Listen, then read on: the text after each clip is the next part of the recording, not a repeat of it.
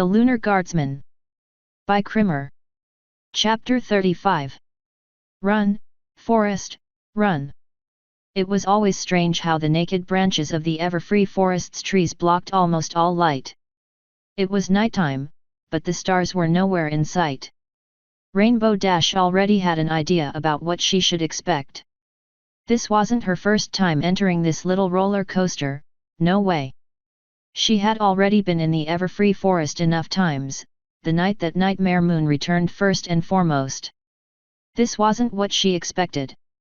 The Everfree wasn't supposed to be like this, feeling like they stepped inside a giant mouth. They told her that the area of the Everfree Forest near Ponyville was relatively safe after all these centuries of ponies living almost right on the edge of it, but she didn't believe them. How was that howling den of danger and nightmares safe, where timber wolves and manticores prowled freely? But it was. Gosh, she ached for that safe haven right now, and they hadn't even met anything yet. This luck wasn't going to last long, not with Luna so intent on hunting down worthy prey, and her idea of hunting in this place was by going around until something found them. Who the heck gave her such a stupid idea? There were 21 of them in here, and she could barely hear the hoof steps of those in the back or front. It was like the Everfree was swallowing everything, every source of light and every sound. The unicorns had tried to light their way with light spells and they gave up wordlessly when Solid Charge ordered them to cut it out. It had been useless anyway. No matter how much magic they fed into their light, they had barely been able to illuminate the path directly in front of their legs. The Everfree Forest had swallowed them. A few steps under the dreaded canopy, and it was as if they had reached the heart of a thick forest already. They marched through the Everfree Forest in a double file, or they tried to at least, as much as it was possible in this pathless growth. Luna was taking up the front by her own, and she had placed Instructor Stampede in the back, thanks Celestia for small favors with Raven the Diamond Dog with him. From what Luna said, the front and the back were the most dangerous places to be, but Luna felt comfortable taking the lead alone, and Raven might be able to smell anything that crept up on them much easier than any of them. Rainbow Dash had been placed in the middle of the double line with Cast Iron at her side. She was a little cross about that at first, but a small part of herself that she really hated was glad for this now that she was actually under all these gnarly branches. Luna placed her in the safest position as if she was a helpless pony. Rainbow Dash fumed at the perceived insult, but did so silently. She would use this to her advantage. Luna would soon realize that she didn't place Rainbow Dash in safety like a foal, but at the best possible position so she could instantly jump to aid whichever side faced trouble.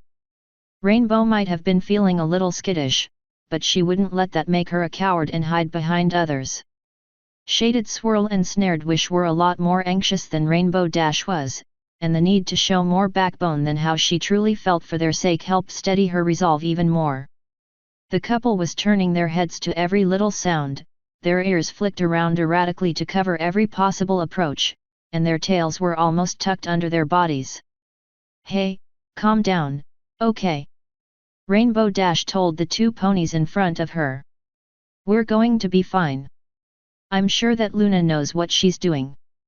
"Maybe," Snared Wish conceded, "but I don't. I mean, what exactly are we looking for in here?"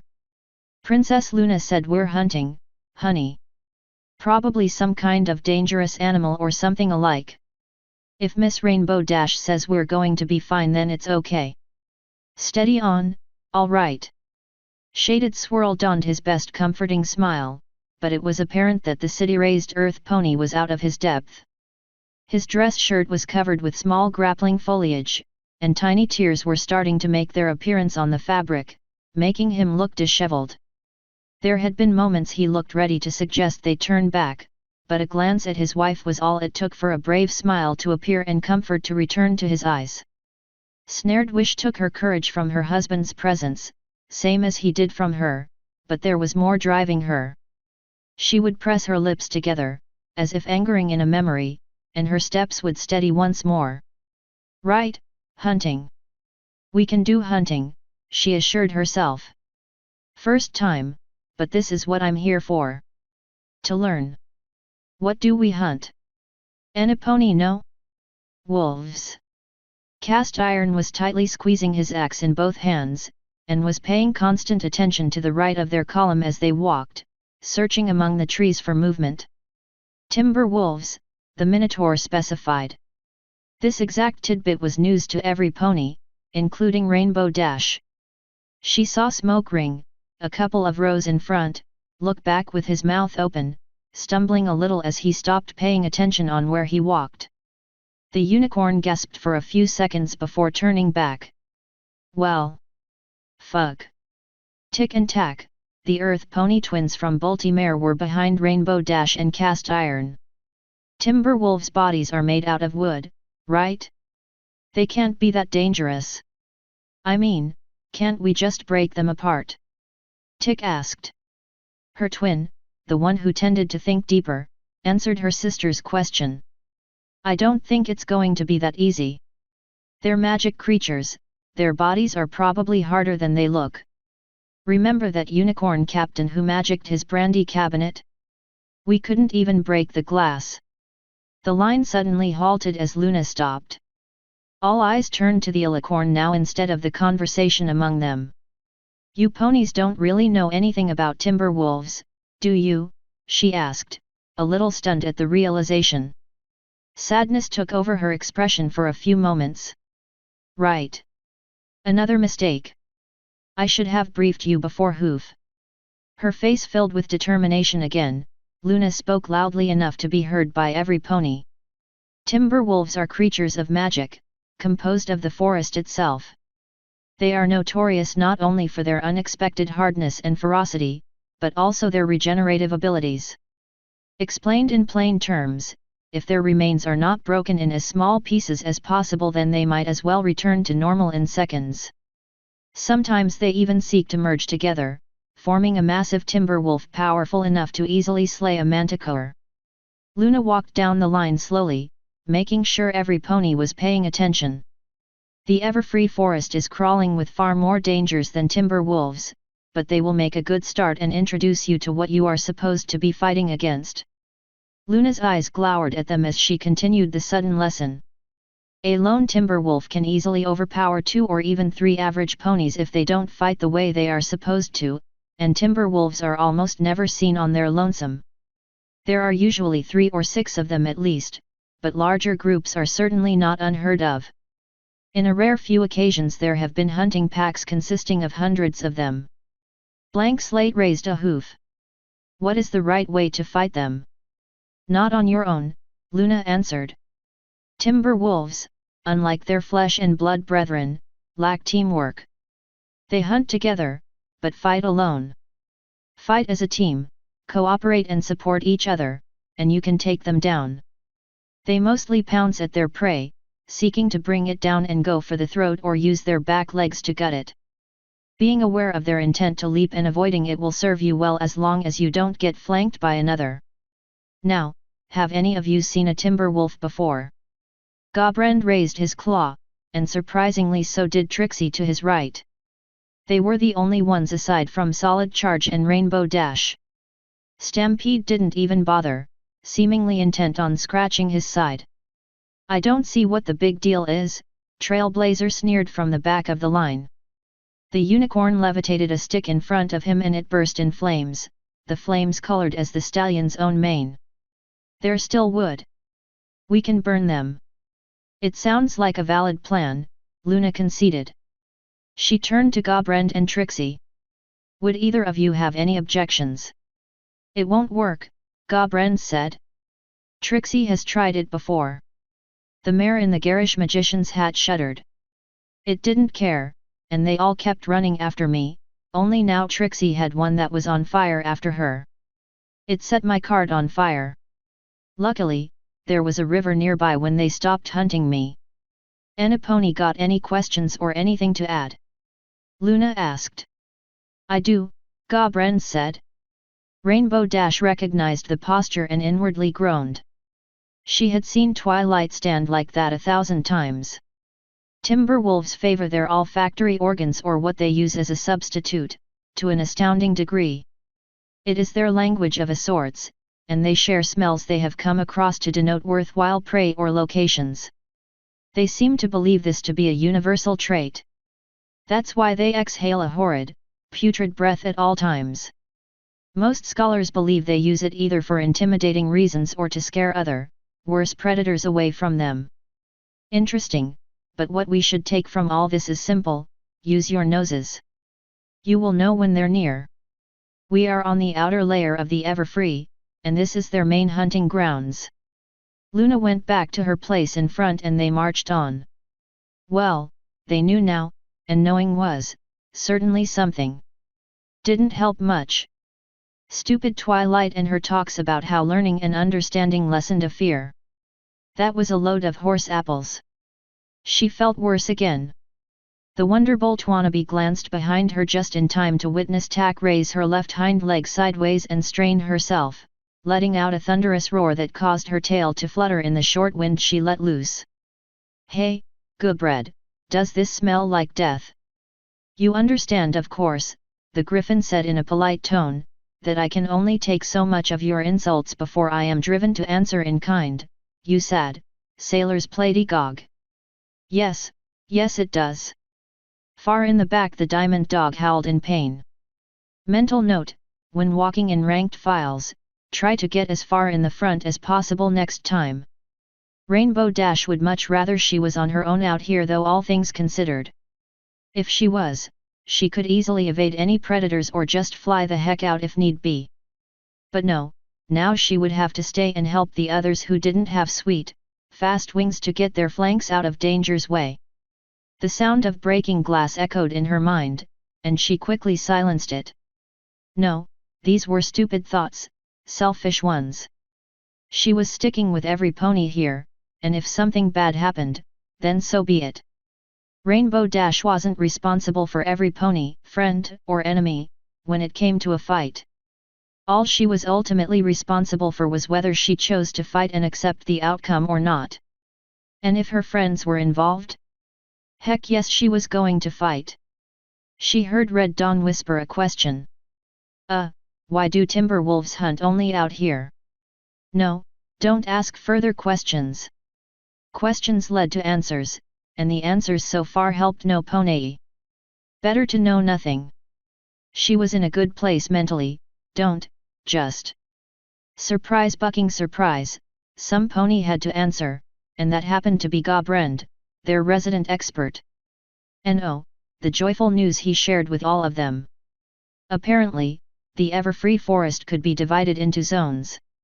In some of them you met certain residents more than others, like the swamps, but the basic idea was that the deeper you went, the more you screwed yourself. Manticores and timber wolves, even the rare cockatrice or wyvern, were sticking to the edges not because the hunting was more plentiful there. They stuck to the outside because the deeper regions were too rough for them. Manticores were afraid of going deeper. Celestia, save us!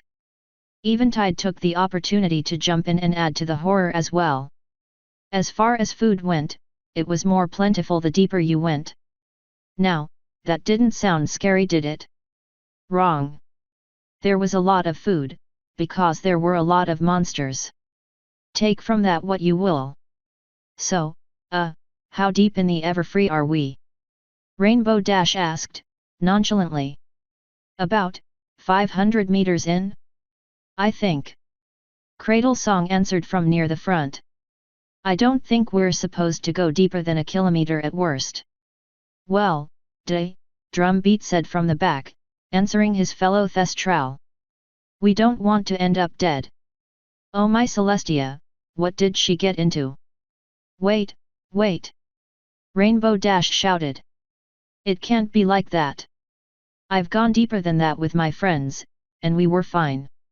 Heck, the castle of the two sisters is about 5 kilometers in the forest and it's absolutely safe. No pony answered for a couple of minutes. Then Luna spoke up. Celestia's old castle is near a special place of magic that protects the area. I suggest you never try to find how far its boundaries extend. Luna was lost in thought for a moment. I wonder if we could repurpose the old castle to our needs. Maybe when we have some more members and experience, Princess, Solid Charge suggested from next to her. Solid Charge was acting a little weird, now that Rainbow thought about it. He was acting almost hostile in a sense. The words he used were courteous enough, but it was how he said them. Rainbow Dash knew the difference between a thank you that was honest and filled with gratitude, and a thank you that meant could you also go fall into a hole. Solid Charge was treading dangerously near the second one at times, and oh my gosh, was that a rotter snake?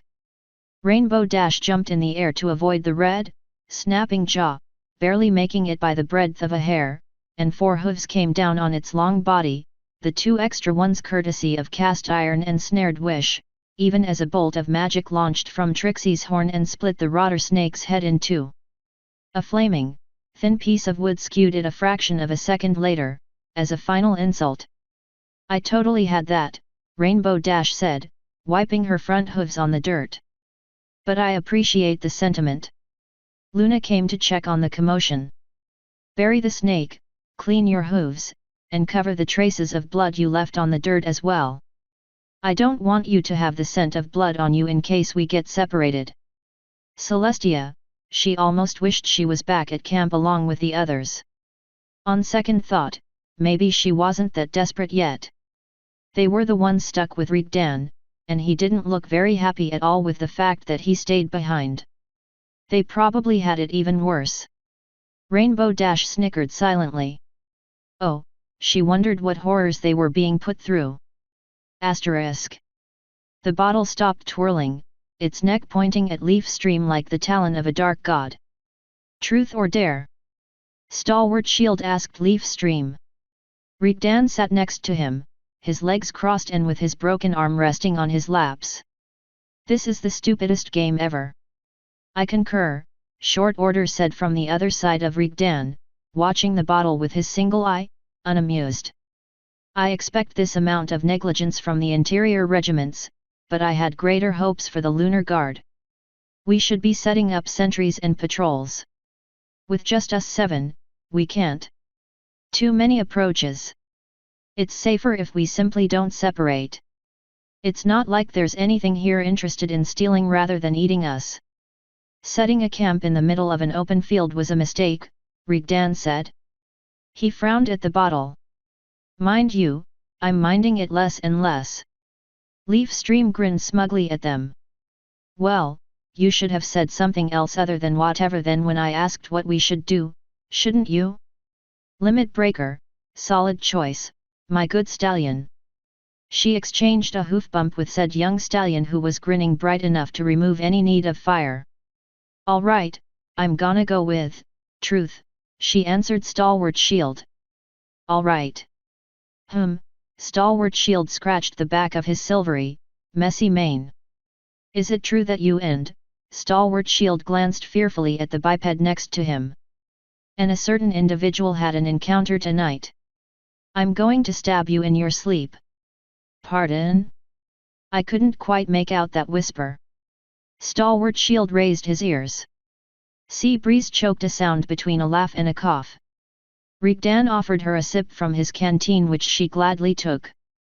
Broken Gust on the other hoof was still busy smiling as if this game was her birthday wish come to life and it was everything she hoped for.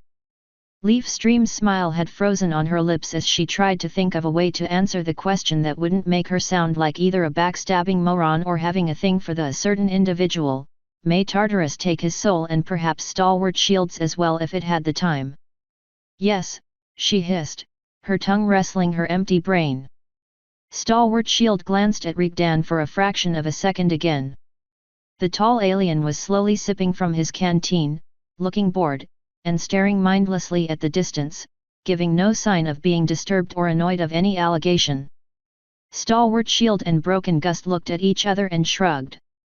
Right, my turn, Leaf Stream quickly said, and gave the bottle a spin.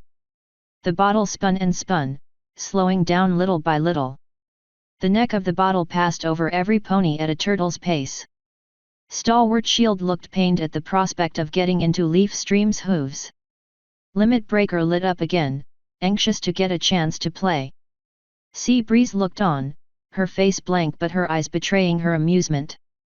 Broken Gust was doing kissing practices with her lips, and her thestral, slitted pupils almost turned into circles when the bottle almost stopped at her.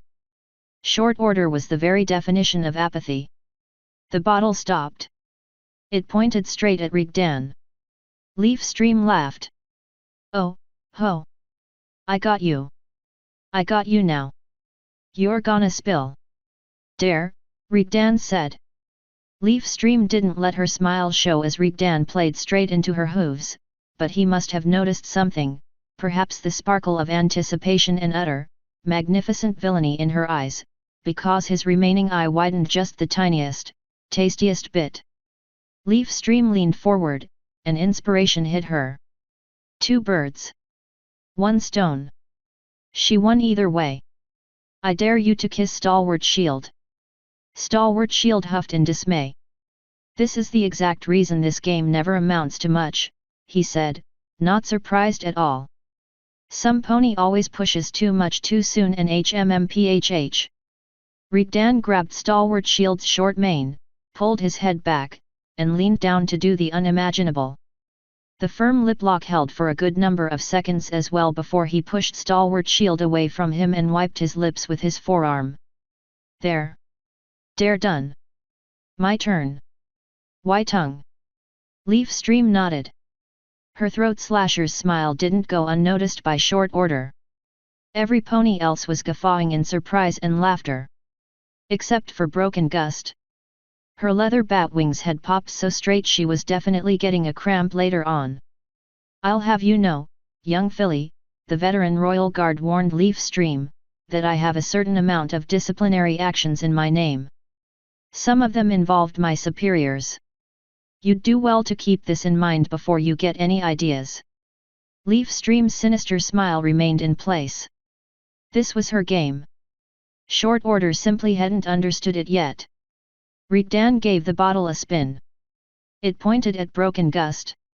The mare trembled and breathlessly screeched in excitement.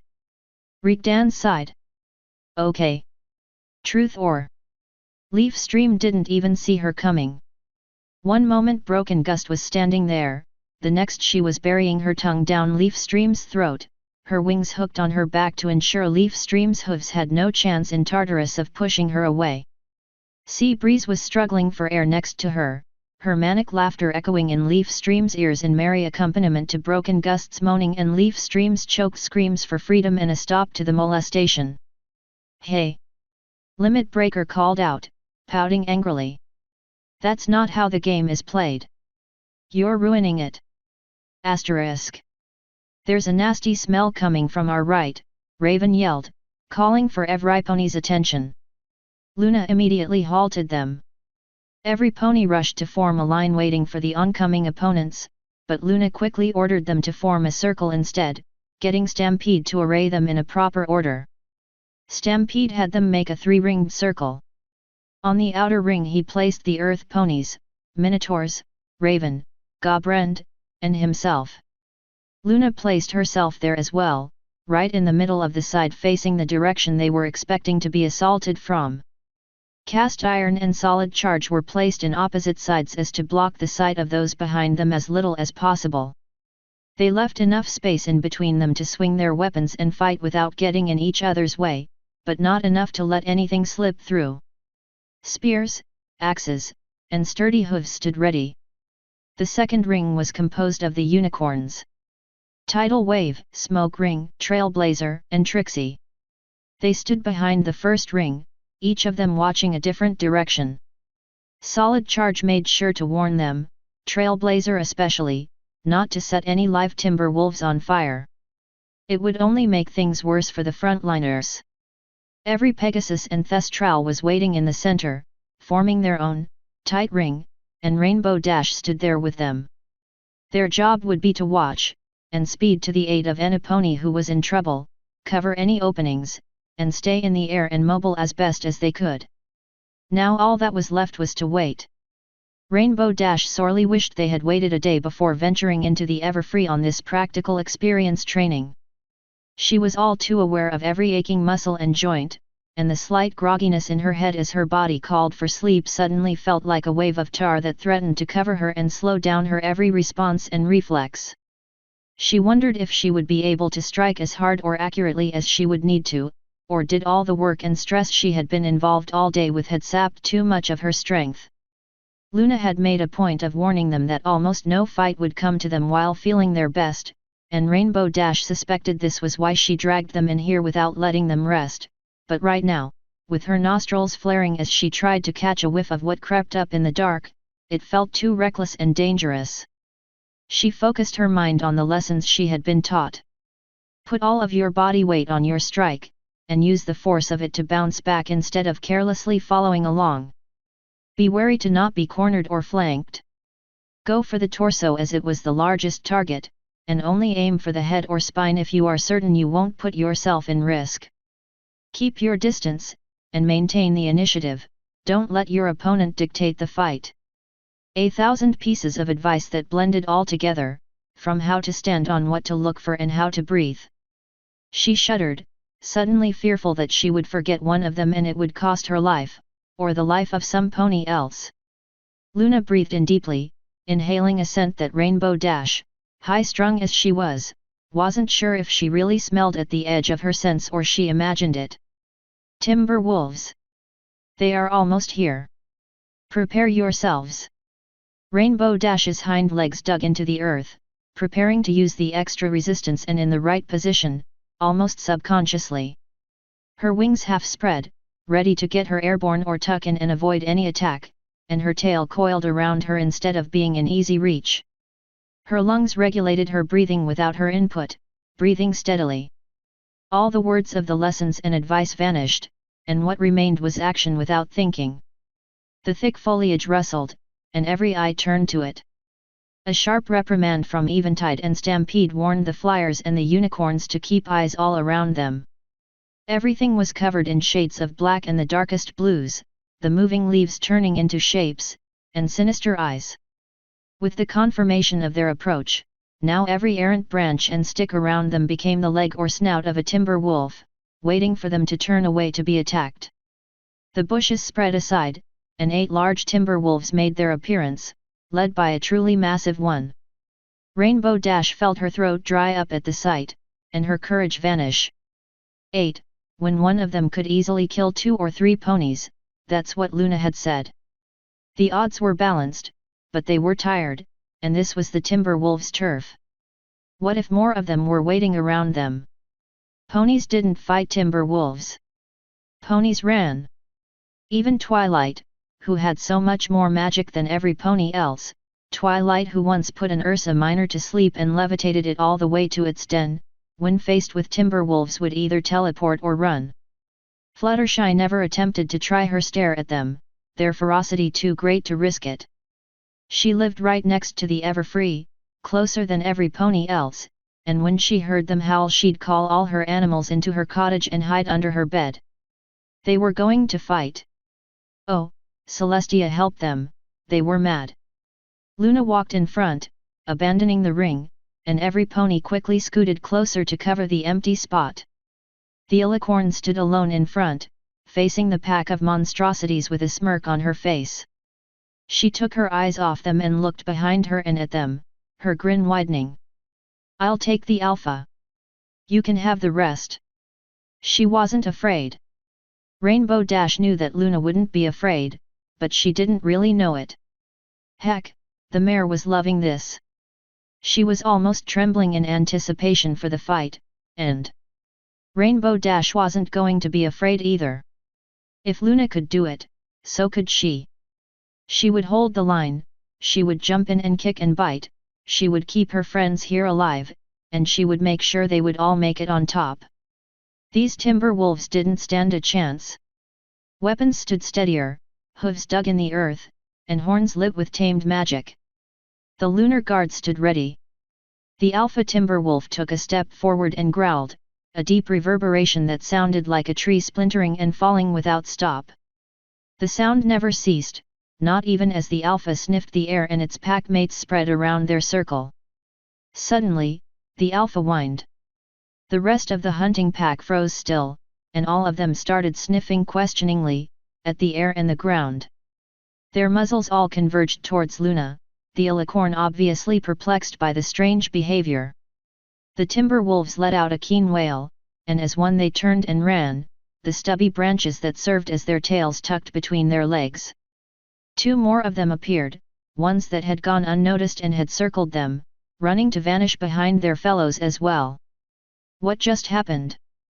Tidal Wave asked, searching around them with eyes filled with suspicion. Sunrise Storm lowered her spear, and removed her helmet, looking around them as well. This isn't supposed to happen, is it? Red Dawn glanced behind them. I don't suppose it's a trick or something. They left just to attack from behind us. Impossible. Gobren said vehemently upon the suggestion. The griffin's good wing crossed the air in front of him in denial. They do not possess this kind intellect. Blank Slate smelled the air. I don't smell anything. What were they sniffing around for? Luna lifted one of her front legs and smelled the pit between it and her torso. Raven approached the Night Princess, inhaling through his nose, his wolfish muzzle ridging in concentration. I don't think it was you, Princess, he announced after a few moments. You smell fine. Just not very pony-like. Is that how alicorns smell? He rhetorically asked. They stood, unsure of what to do, waiting their cue from the Princess of the Night. Finally, Luna gritted her teeth, the grinding noise extremely audible in the stillness. He did something, she mumbled. Centuries of killing them, and they never ran from me. How dare they? There's a trick, I will find it out, and then give them a real reason to be afraid. Asterisk. It's called adding insult to injury, and it was funny at the time. Then it kind of became a habit. Rigdan shrugged as much as possible with only one functioning shoulder. Limit Breaker clapped his hooves and laughed, falling on his back. Like a dog peeing on a tree. Well, said that way it makes sense, doesn't it? Rigdan said, grabbing onto that comment. Trees, timber wolf corpses, what's the difference, am I right? I had to empty the old bladder at some point, why not then?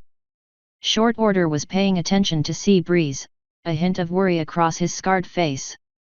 Are you all right, miss? Is your horn in pain? Sea Breeze was tracing the blackened stump that was all that remained of her horn with her hoof, her head lowered and eyes lost in view of another place or time. She jerked back to the present. No. No, I'm okay. I was just lost, reminiscing of older loss. I wish there was one like you with us before. I was with a group a few years back. Apprenticing to Naji to learn his art. We were attacked by timber wolves, and barely escaped, but we had wounded. We were too far from help, and in our folly we decided to cut through the Everfree, lest our companions helplessly expire.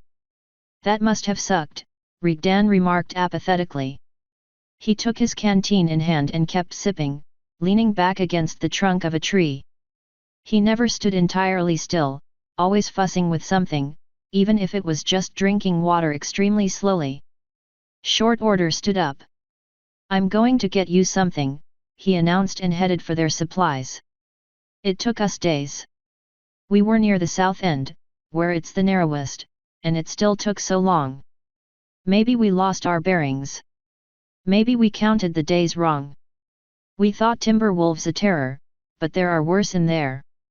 Sea Breeze's eyes lost focus, and her voice got harder to understand as if she wasn't able to completely articulate herself.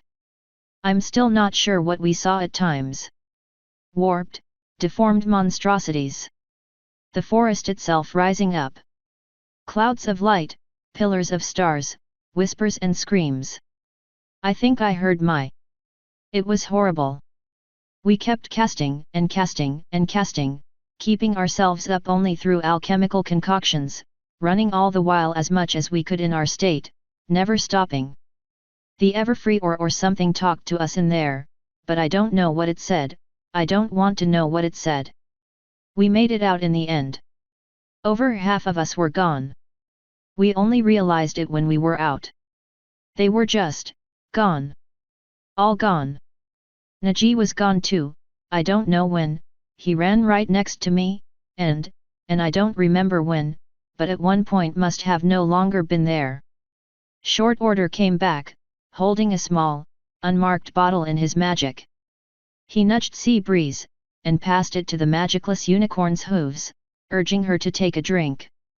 Sea Breeze did, and closed her eyes at the sharp sting of the liquid burning down her throat. She tried to give it back, and Short Order shook his head. Anyway, she said, now out of the trance she had gotten herself into, that was how I ended up with this. She pointed at her horn. Too much magic, forced unnaturally. It rotted off. So did the horns of the other 2 surviving unicorns. Rigdan gauged how much water was left by making it slosh around. Not bad though. You could have done better, but still. Not bad at all. I'm actually surprised that any of you got out. Ah well. Maybe next time you will do better, eh? He chuckled. You're an ass, Leaf Stream declared. Pardon. Sea Breeze lost half her group, and here you are, going oh I could do better, I'm so smart and amazing, just ignore how I screw up more often than a screwdriver. Leaf Stream fell back down on 4 legs, abandoning the bad impression she did. Ass, she repeated. Rigdan gave Leaf Stream a dirty look while every pony else sat aside, watching like spectators in a match. I was only going to offer her some advice, let her know how to do better next time, because I fucking know how. She might get into a similar situation again because this is what she signed up for and I'm trying to help her. How does that make me an ass? Oh, ho. Leaf Stream laughed, her words dripping sarcasm. I can't wait to hear this. What's your advice, wise sage? Should they have ditched their wounded? No, wait. They should have used them as bait. No, wait, I got a better one. They should have dragged them along and every now and then force one of them to run in another direction while bleeding. Am I getting warm? Come on, shower us with your wisdom. The biped looked away, chewing the inside of his cheeks. Well, now I don't want to. Leaf Stream's mouth gasped open for a second in odd surprise. You ass. She ignored the little black pot in her head that clanged its lid in support of giving that kettle what for. She turned to Sea Breeze. The poor mare was stunned by the implications of what she heard. Don't mind him. In fact, buck him. In fact, literally buck him. There's a reason he's not in charge. Limit Breaker was pouting angrily at Rigdan. That's not right. This is not how it's supposed to be done at all. Newsflash, kid, Rigdan said, waving the canteen around. There's no manual for that kind of stuff. You just do what you need to do to get as many out alive as possible, including yourself. There is a thing as acceptable losses. No, there isn't. Limit Breaker said, standing up. That's just a way to say you gave up. The right way is to save every pony. That's what good guys do. Rigdan almost snarled in disgust. Oh heavens, you are one of those, he hissed out the rest of his breath and took a long drink, swilling the water in his mouth. Let me guess, kid. You think that when something nasty is going on, the good guys, the heroes, he spat, will come and save the day. Limit Breaker raised his chin. I don't think it. Well, that's crap, Rigdan stated, looking back straight ahead and away from every pony, sourly drinking his plain water. There are no heroes to save you when things get real bad. No one comes when you're hurt or alone. It's just you. Just look at Sea Breeze. He nodded towards the surprised mare. No hero came to save her and her group. What? Of course they were saved, Limit Breaker said, looking confused. She just told us. Rigdan looked even more confused. What are you on about? She just said it. She risked herself for the others, kept casting non-stop even when it hurt her that much, she tried to save every pony, and then, he added with real admiration, after going through all that she joined here to help even more ponies. Sea Breeze is a hero. Me. Sea Breeze breathed. The metal canteen in Rigdan's hand shook as he pushed his lips together. Then too bad for her, he growled. Heroes die, kid. That's what they always do. She looks alive to me. No, I mean. I bet she could go for a walk. Look, what I mean. Rigdan stopped his outburst with a long exhale, and carefully explained, is that heroes always die, okay? Limit Breaker pulled back, blinking as if Rigdan blew in his eyes. What?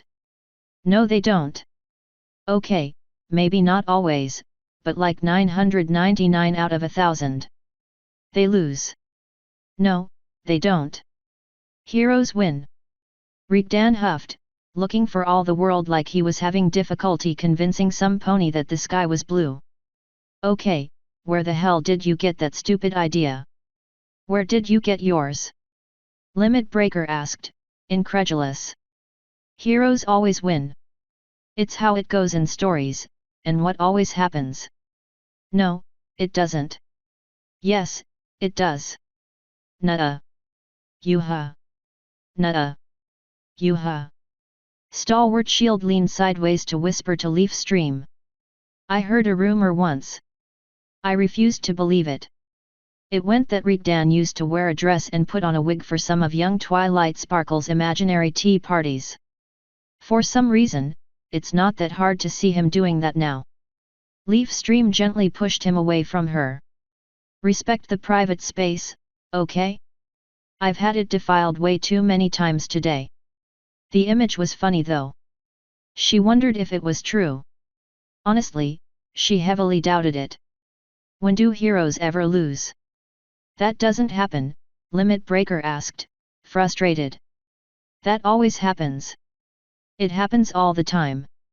Rigdan said, embittered. Look, you have situations or stories where there's an evil king or mage or a monster that comes out of nowhere and kills everyone in its path, right? Yeah. And the heroes win. That's the whole point. Okay, fine. Let's say they do. But what happened to the others before those heroes won? Others. If there's an evil king or mage, it means he made it to power by using his methods.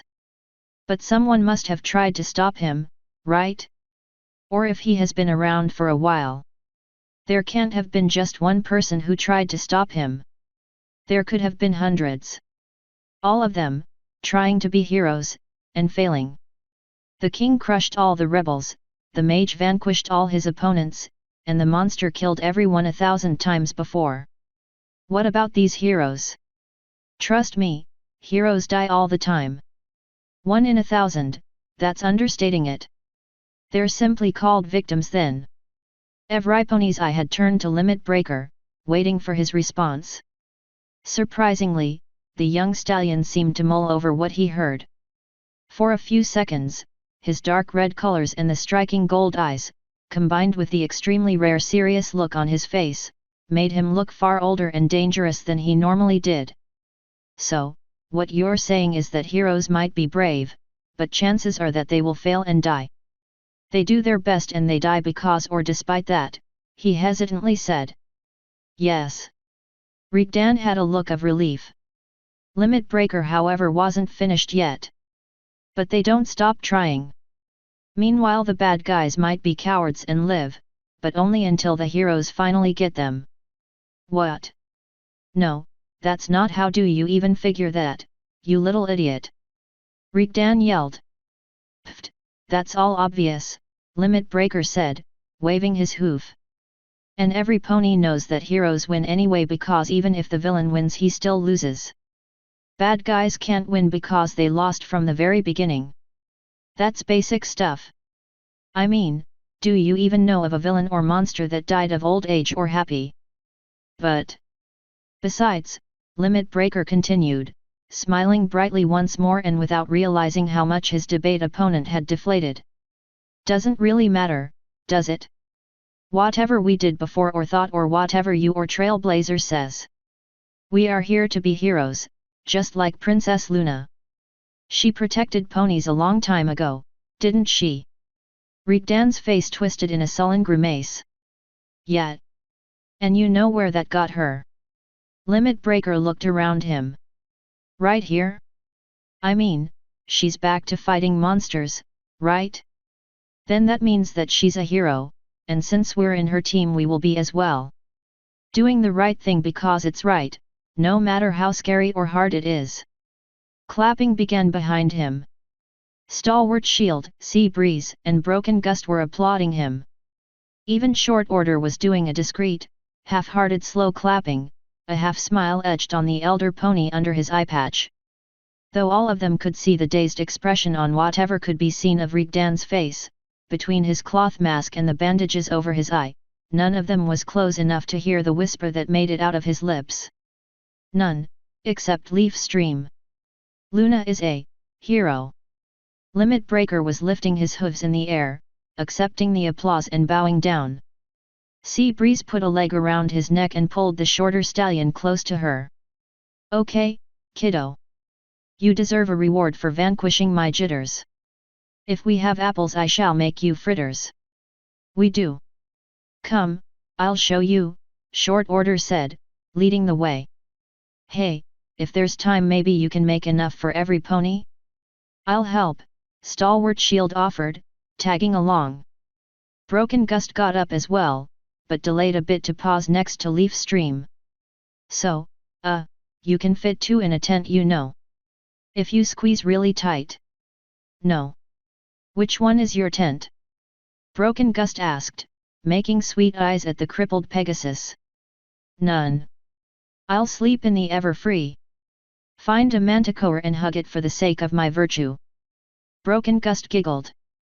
Well, if you change your mind, mine is the last one in the second row. Towards the forest. Leaf Stream asked. Broken Gust nodded, her whole being filled with hope and anticipation. Great. Thanks for letting me know. So I can avoid it, she thought. The Thestral winked at Leaf Stream and left, swiveling her tail and flank. Leaf Stream hid her eyes behind her hoof and wondered if maybe she was some kind of evil, serial murderer in her past life and karma was finally catching up. Leaf Stream waited until she was sure every pony else had gone, following the promise of freshly made apple fritters, and then turned back to the figure that seemed to dominate her life lately. So, what's new? She casually asked. I'm really tired of being ignored in favor of believing in butterflies and rainbows waiting at the end of every road, Rigdan answered, resting the back of his head against the tree trunk. This? They'll end up believing it, and they'll get hurt. You know it's not like that. How come you didn't say anything anyway?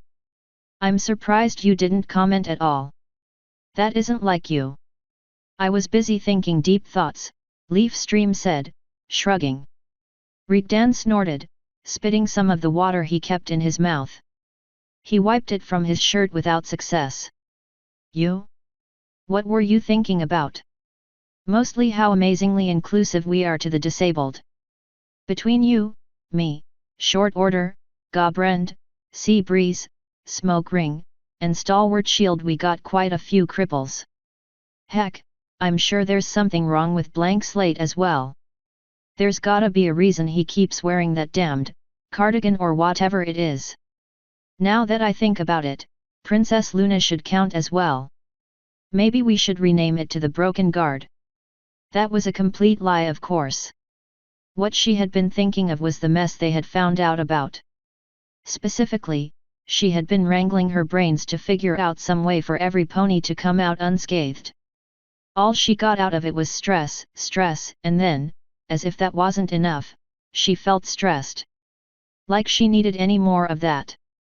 Stalwart and Smoke Ring aren't. There's nothing wrong with them, is there?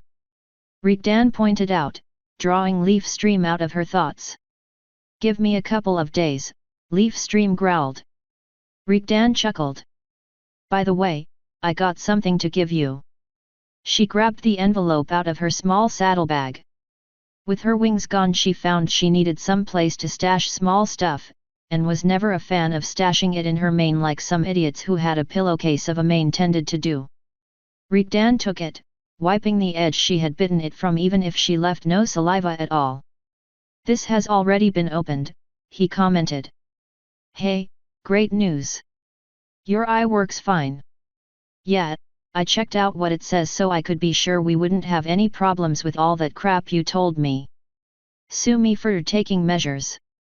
He took the paper out of the envelope and started reading, turning so he could get as much of the fire's light to illuminate the contents. There were 2 letters inside the envelope.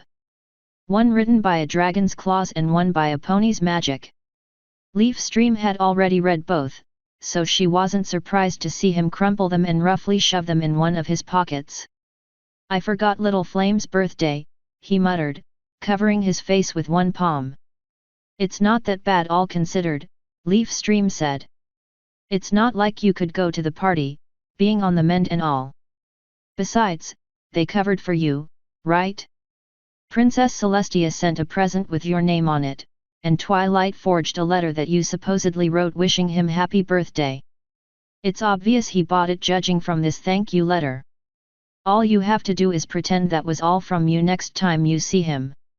Just a few more lies. You are good at those," she added with contempt. "I forgot Little Flame's birthday," Rigdan repeated. He took a deep breath and stood up. "I'd like to stay alone for the rest of the night if you don't mind. I've got to do my exercises and just want to stay alone. Please." Leaf Stream wasn't sure how wise that was. "You aren't going to try and follow Princess Luna in the Everfree or anything, are you? 'Cause then it's my flank on the line." "No, don't worry," he said, waving her away even as he started walking. "I'm gonna be around, and I think I'll stick around." Luna said stay? "I'll stay. Go with the others. Have some fun." "I'll be fine." "Are you sure you'll be fine?" Leaf Stream asked, doubtfully. "I don't know. We'll see, I guess. I'll see you later." Leaf Stream. "Yeah. I'm sorry for piling all our crap on all of you." Leaf Stream humphed and turned her head away.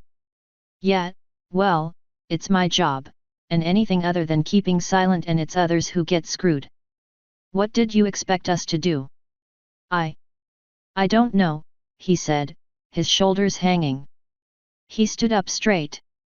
"Leaf Stream. Do you think I'm losing them?"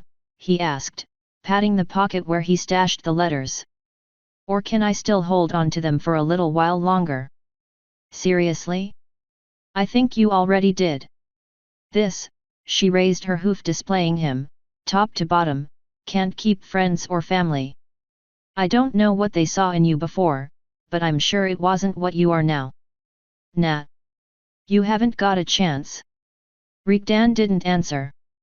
He stood there for a moment, looking down on the fallen, empty envelope on the ground, then shrugged and turned away, slowly vanishing in the darkness, absently humming a sad song. Leaf Stream watched him go, doing her best to convince herself that he was only being dramatic. The bastard was fine as rain. He just acted out like that, wanting pity. She's had it up to here with him. She'd check on him later on. Just to make sure the princess didn't blame her for not obeying her orders. Nothing else.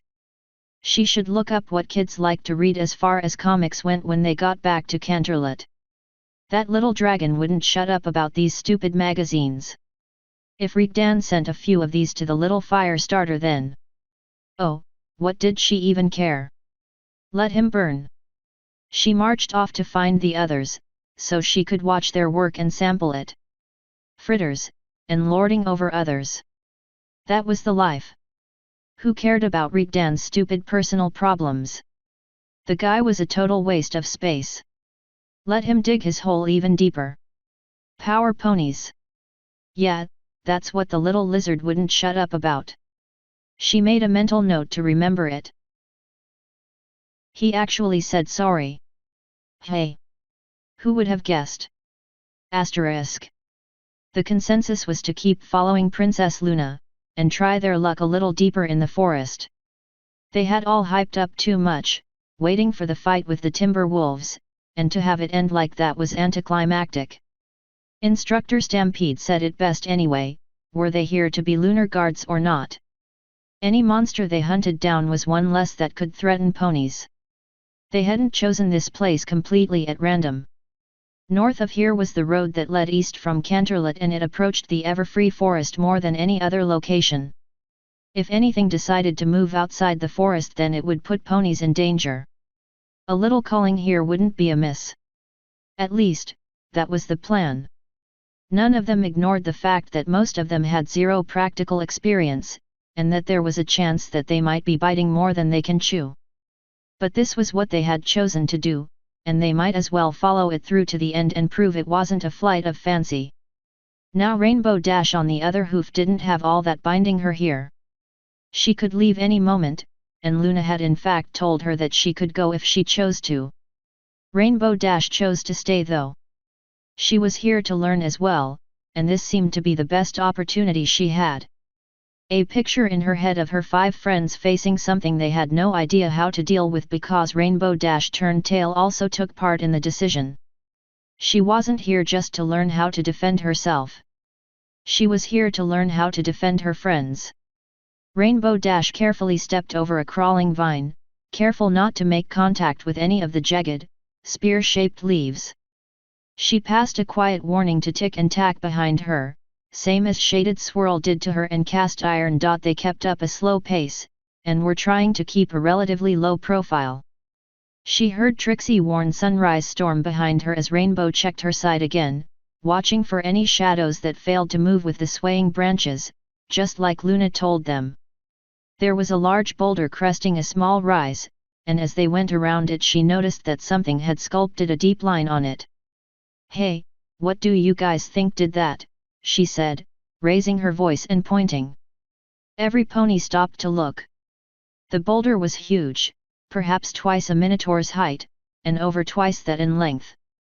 A completely straight line had been horizontally carved on it, but as they got closer Rainbow Dash realized that this had happened a long time ago. Time, wind, and rain had smoothed it over, and thick lichen grew inside the cavity. Luna came back to see what they were looking and froze at the sight. "Princess? Are you okay?" Rainbow Dash asked. "You know what did this?" Luna blinked and shook her head. Yes. I did that. A long time ago." "Stars, we're here? So close."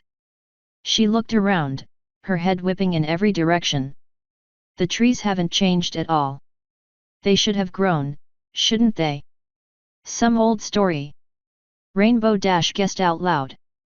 "Indeed. A very old one," Luna answered.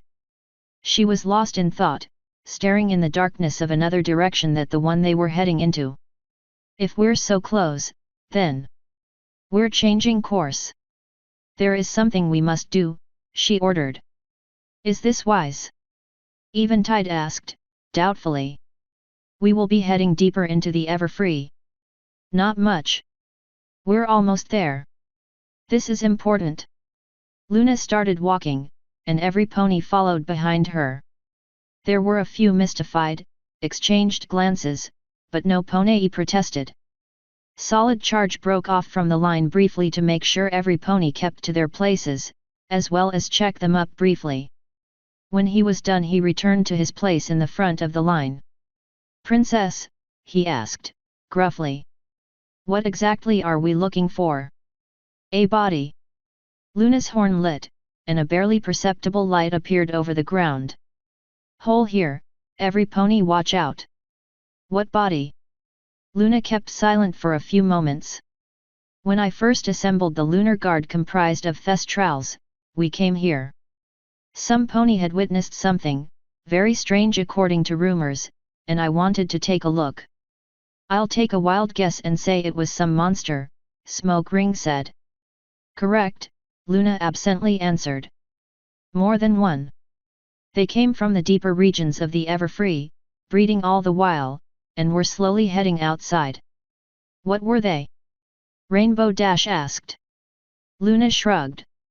Who knows? I never saw them before or again.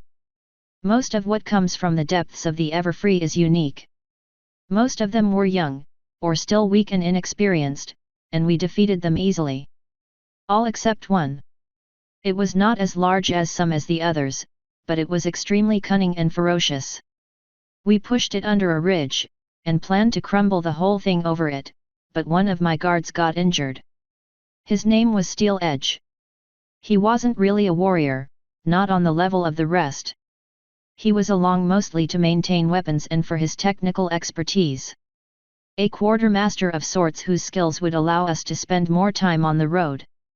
I know this name, Drumbeat said, clearly in awe. I remember it from the stories. It's hard to believe they were actually real. His clan died out 400 years ago. It was then that the rest of the surviving clans all merged together. The Alicorn continued as if Drumbeat never interrupted her. I tried to reach for him. I really did, but the cliff was already breaking off, and the creature loomed over him. I tried a spell I'd never tested. Its purpose was to replace his current location with one he occupied 10 seconds ago. It was a failure. The spell blew in my face, launching me back and away from him. Next thing I know, Blooming Spiral was shaking me awake. Both the creature and Steel Edge were under the rocks.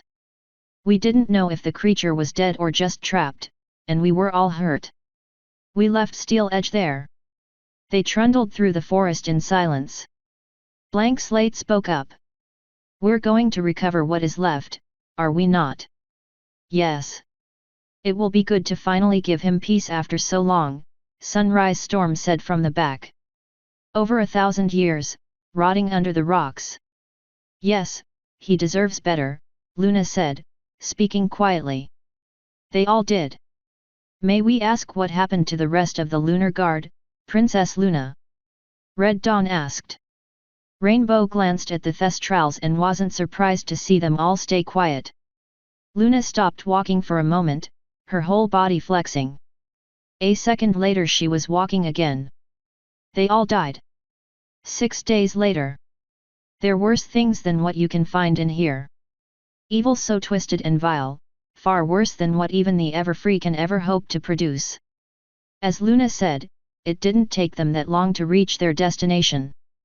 They stopped at the top of a hilled part of the forest, looking down at a short cliff. If this was the place that Luna meant, then there were no traces of any collapse remaining. The forest had reclaimed everything. Trees grew down below them, and even a few had sprouted out of the cliff face as well, their trunks curving upwards among roots from the trees above. They silently made their way down to discover that any search would be useless. There were no rocks or boulders to be seen. The ground was nothing but soil and vegetation, covered with rotting leaves, branches and foliage, but otherwise smooth as the rest of the forest had been. Luna was standing at the edge of the area she had designated, examining the landscape with wide eyes, while some of the guards walked around looking for some point to start while others were spread around by Solid Charge and Stampede as sentries to form a small perimeter. Rainbow Dash flew close to Luna, and landed next to her. It doesn't seem as there's much we can do, Princess. I mean, we can't dig with spears, can we? No, you're right of course. I just thought that I hoped I could make this a little right somehow, Luna said, sadly. Hey, don't give up. Rainbow Dash immediately said. We can come again later with some shovels or something now that we know where it is. Trust me, I know we have a few back at the camp. It's a big space though. It will take some time. Where will we even start? Oh, no worries. I think I remember where. Luna walked ahead, heading towards the face of the cliff. Steel Edge stood somewhere around here. The creature was right over Woa. The ground shook. At first Rainbow Dash thought it was an earthquake, but none of the trees around them moved. Whatever was happening, it was straight below them. She jumped in the air again, and Luna joined her, flying less than a meter over the ground. The earth groaned and heaved, and then it split. Dust soared in a cloud around them, and the earth rose up. Up and up it went, like a pillar. Rainbow realized the truth too late. That wasn't the ground rising up. It was brown and black, covered and mostly made out of leaves, sticks, and rotting compost, with some mud flowing in between, like cement. It glistened wet under the little light they had, its surface looking surprisingly organic and alive. A thing stood before them. It was shaped like a minotaur or... No. It was shaped like Rigdan. There was nothing resembling horns on the featureless lump that served as a head, and its proportions were more like that of Rigdan than any minotaur or diamond dog. It took a step, and Rainbow Dash noticed, with eyes that suddenly took in every detail, from how the leaves on it shone to how the mud it was made of kept swirling, that the legs bent just like Rigdan's. It was as if some pony took a heap of mud and made the crudest possible imitation of him. It stood over twice as tall as Rigdan, thick and solid looking despite the soft materials it was made of. It looked around it. Rainbow could tell that it did, even though it had no eyes, just slight dips that she supposed were its eyes or sockets. Its body swiveled, and the mud head on top turned this way and that. Something appeared for a fraction of a second under the head, an orb of sorts, less than half the size of the creature's head. It was white or possibly a faint yellow, grinning madly. Rainbow Dash felt her stomach rumble and threatened to heave. It's alive. How can it still be alive? Luna whispered. Why? Why is it here now? Why now of all times? What the bleeding Tartarus is that fucking thing? Tick screamed at the top of her lungs. The creature, that moving gunk of forest waste, found what it was looking for. Cast Iron was fallen prone near it, shaken off his hooves by the quake it caused. The forest gunk bent down, a crude hand reaching out for him. Oh, heck no, you disgusting forest gunk, Rainbow Dash said. She flew for it, even as it took hold of Cast Iron. It didn't try to lift him up. The forest gunk simply held him while part of its mass flowed down the trunk-like arm, covering Cast Iron little by little. The Minotaur struggled to get free, but the creature had gripped him well. Rainbow Dash planned to kick that thing, distract it and give Cast Iron an opportunity to escape. Her plan was foiled with a sickening splat. She sunk deep into the soft body of the creature. It was soft when she flew into it at least. As soon as she tried to escape it started hardening, trapping her into it. She wrestled with it, trying to move her wings, her hooves. She fought to kick with the legs that were trapped in it, but couldn't even move them.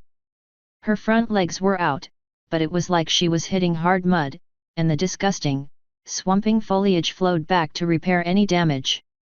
Something burned. A heat started around the portion that was embedded into the forest gunk's body, quickly becoming painful.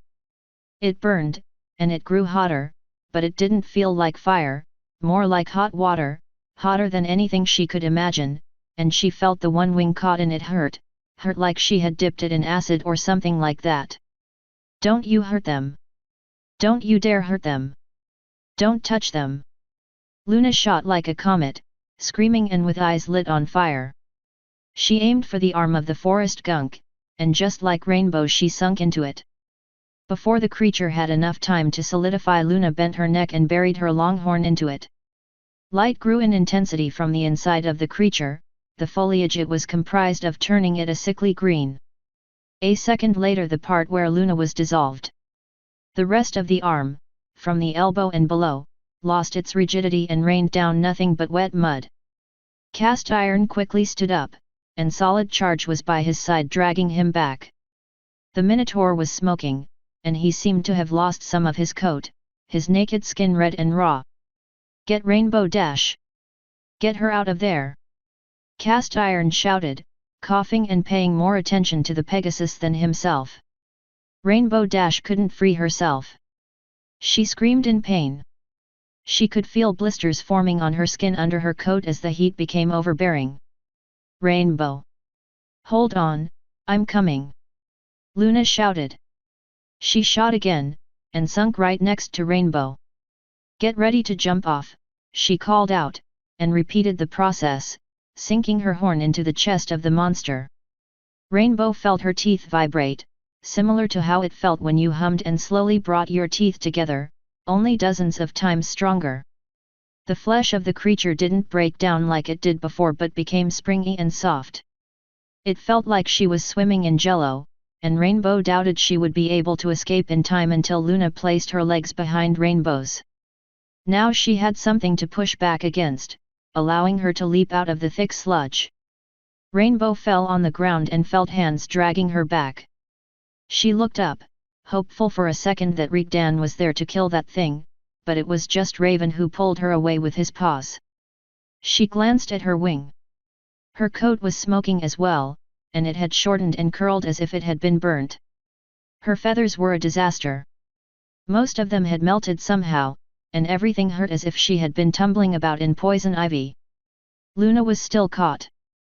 The creature's swampy flesh solidified again, trapping the alicorn. Luna tried to bend her head to stab her horn into the chest again, but Rainbow's escape had moved her, and now she simply wasn't positioned right to do that. "Princess! Get out, now!" Stampede shouted, the elderly earth pony looking distraught for the first time. The alicorn tried to do that, moving left and right, but she was completely trapped. Nothing but her head was visible. The creature ducked lower, touched the remains of its arm, and became whole again, the mucus-like half-mud, half-flesh knitting together with the sound of wet slurping. It stood up, unharmed, and with Luna captured in its chest, gazing down on them. Luna stopped fighting. "Get out," she yelled, desperate. "Run, get out of the forest. You have to warn Rigdan and my sister, it will eat, grow, breed and spread if left alone. Leave me, I can take care of myself. Run! Run no ah!" Luna screamed, and Rainbow knew that the thing was doing what she did to her and cast iron before. "We can't leave her here!" Rainbow shouted, pleading. "We can't." Solid Charge looked behind him. Every pony was gathered together, watching the princess scream in pain and ordering them to run. Solid Charge glanced at the forest gunk creature, then cast iron, then them, and then back at the princess. He only delayed a second before he made his decision. "Lunar Guard," he called out in his gravel voice. "Attack!" ***. Not all of the muck had been absorbed back to the giant creature. A small puddle stood unmoving, and with the attention of every pony turned to its parent, it started to crawl away, an amorphous blob that quickly scaled up the cliff under the cover of darkness. It followed the scent of the creatures below, following the path they came from. A smell of blood attracted it, and it dug into the earth, revealing the broken body of a snake. The blob took it into it, and soon it had dissolved and the blob was no longer a blob. Its crude serpentine body slithered faster, traveling more efficient than it did before. It was larger as well. It kept following the trail, rushing for the outside where the hunt was plentiful and easier. A few small animals happened on its way. They were taken too, the smell of earth and forest not alerting them to its position. The muck-made creature kept going, now in the shape of a humongous scorpion almost the size of a pony, the tiny bug too slow to avoid its death. It made it out of the forest. In the distance it saw fires burning, and it knew it would find more meat there. Meat that would make it grow. Make it stronger. Make it divide and spread.